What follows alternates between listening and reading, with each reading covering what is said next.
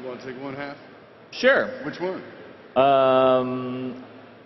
I'll take the second one.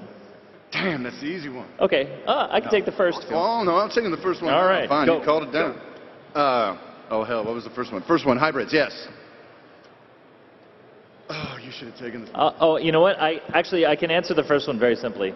You asked, does the Dominion know, did they know what they were doing, what they were getting into, and, you know, or was this like a happy accident? I will say that somebody knew what they were doing. Someone involved with the Dominion knew exactly what they were doing.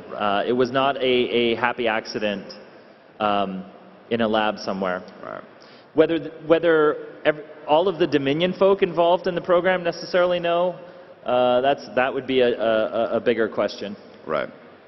The second part was state of the Dominion government. So Minsk is still in charge, but things have gone pretty south on him. Likely the riots and civil unrest or whatever will continue, and whole worlds may attempt to cede from the Dominion. While he's still in charge, things have definitely changed, and I think he's going to be in a far more desperate state to hold things together, because now he's just totally been found out, and people are not altogether pleased at what kind of man that he is. Guys, we waited 3,500 days for StarCraft 2. I just want to tell you the experience that it was. I'm willing to wait another 3,500 days for the end of this series. So take your time and do your thing. Thank you. Thank you.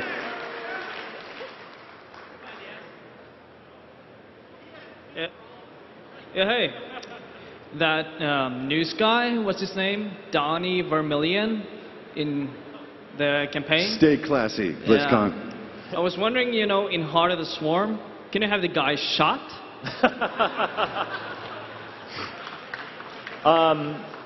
Yeah, that's wow, you really didn't like Donnie, huh? Most annoying man ever. We'll see what we can do. We'll definitely, we'll try to get him shot if we can.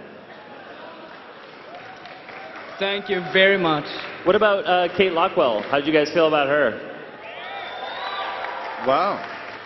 Some Kate love. You guys want to know something really funny? This is like the weird trivia stuff that we don't even know is trivia yet. But no joke, based on that question, the art guys had designed Donnie as a cyborg, and we totally had a scene during all this core hall stuff where he gets shot and he's a robot. And we pulled it because we...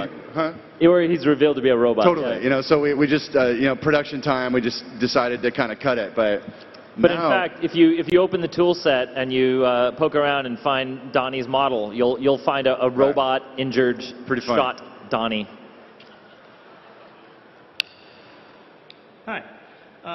Near the end of Brood War, Rayner vowed to kill Kerrigan after she was involved in the death of one of his best friends, Phoenix.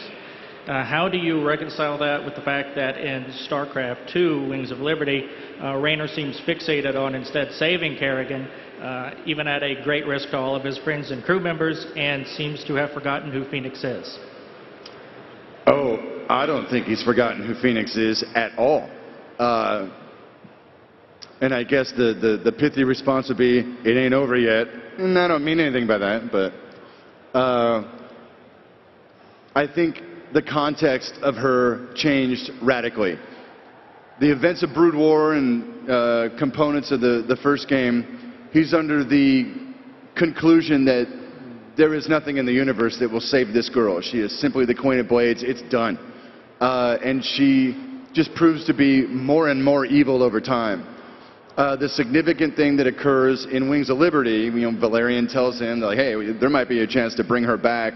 It's a game changer for him. He never allowed himself hope. He never considered it could be a possibility. It changed his whole sense of thinking. Now, there's still things that'll play out. I'm not suggesting he's going to kill Kerrigan. I guess I'm not suggesting that he won't either. I mean, even if they get together, you know, relationships are rough, right? So, you know, any normal Wednesday night at home, she burns the steak and, you know. There's no excuse for domestic abuse. I know.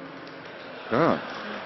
Yeah, and I would add to that that I think the key thing about that moment where Rayner turns left instead of right is that there was a big question I think that a lot of people in the Caprilu sector would have had, which is so the Queen of Blades, is she like a completely different person, or is that just a really pissed off Sarah Kerrigan with a lot of power and tentacles, And I think that Jim had such a connection with Sarah that he just he could not believe. He could certainly hate and want to kill the Queen of Blades, but when he was confronted with the question of whether or not that was really Sarah Kerrigan or if the real Sarah was in there somewhere and could be brought back, there was no way he couldn't take that chance and try to bring her back. Right. Thank you. Mm-hmm. Hi, you guys got a great game here. I was particularly impressed with the character development and surprised by Tassidar's semi-resurrection as a ghost. My question is he going to be, is this a one-time deal, or is he going to be a ghost dad and stick around a little bit more? That's a really good question. Let's handle this delicately. Well,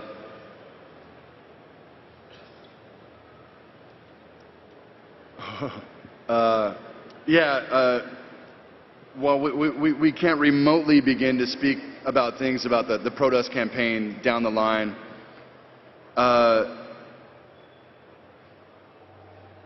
Let me just say that there's probably some kind of metaphysical tie between the ancient Protoss hero Adun and then through Tassadar that will kind of continue to play out is one of our really flavorful potential plot lines, but we haven't made any total calls on it yet in terms of actually what will go into the Protoss campaign, but there's a lot of rich potential with Tassadar and the nature of him and the nature of the Kala and what he really represents to the Protoss people, but it would be premature to get into it all at this phase.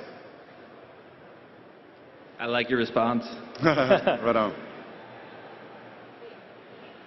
Hi, my question is that at the end of Brood War, we see Kerrigan basically obliterate the UED, the Dominion, and what's left of the Protoss. So how do we kind of reconcile that with just Rayner and the Hyperion kind of steamrolling her at every meeting, especially with her on the battlefield? Well, I think what's that? Nothing. Oh, the instances where you see her in Wings of Liberty, one of the things that we are trying to imply in that story is that she has forces out looking for all of the parts of the artifact too, and she doesn't necessarily have all the same knowledge that Rayner has through the Mobius Foundation.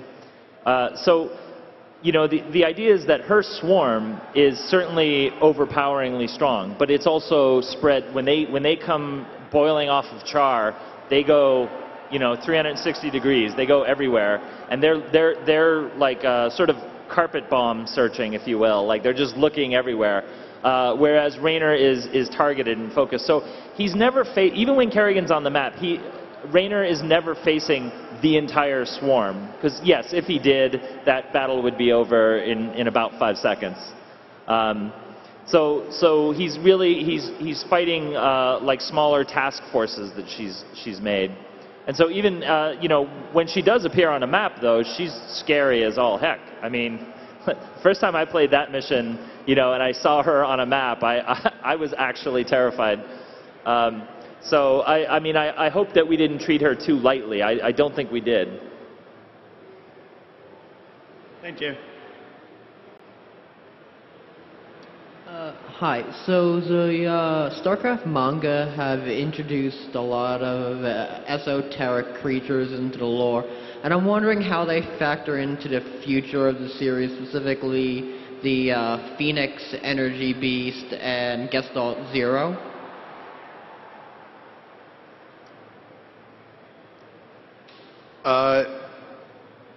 We're kind of still discussing how all those ideas play out. It would be premature to comment. We're still kind of working on those. Yeah, I think it's safe to say that You know, the Protoss, the Terran, and the Zerg are the marquee races of the StarCraft universe.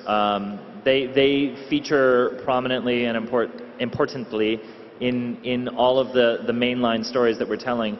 But that doesn't mean they're the only life forms. You know, space is a very crowded place, in at least StarCraft space is.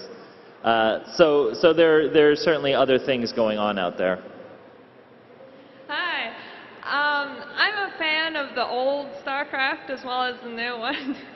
But I was so impressed that you put the extra story into it. I mean, considering it's an RTS game, that just blew my socks off. And what I really enjoyed the best is the character development. I actually had to play through it twice to fully understand the characters, and it was just awesome. So my question is, when's that next book coming out that you were talking about? Yeah, well, you know, it's funny. We probably weren't supposed to have rolled that out, but we got to give you guys something. Come on. You know, I don't exactly know when the publishing date is supposed to be, but I'm gonna find out.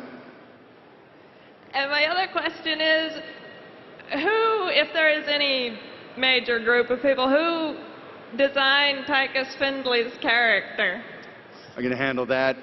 Particularly, Tychus came about, if I'm remembering right, our cinematic director, Nick Carpenter, and our writer, Andy Chambers, were sitting and jamming on ideas for just kind of cinematic hooks.